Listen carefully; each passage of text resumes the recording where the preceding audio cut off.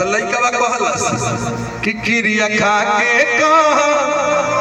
ईमानदारी से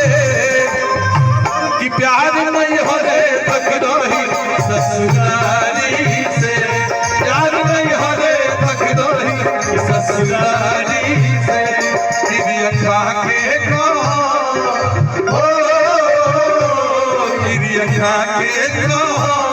ईमानदारी से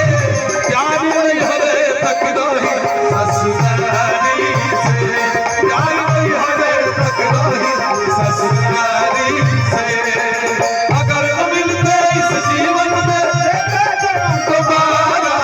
अगर मिलते इस जीवन में जन्म जन्म का साथ है हमारा तुम्हारा, तुम्हारा जन्म जन्म का साथ है हमारा तुम्हारा, तुम्हारा प्यार नहीं हरे तक रही ससुरारी से, प्यार नहीं हरे तक रही ससुरारी से। और एक गीत में प्रसन्न होकर ग्राम सभा भसरौली के भावी प्रधान आदरणीय श्री चंदन सिंह बागी जी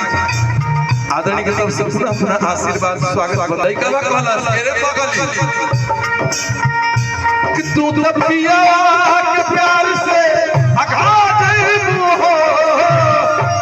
प्यार से अघा गई हो। और पुनः पुनः आशीर्वाद ब्लॉक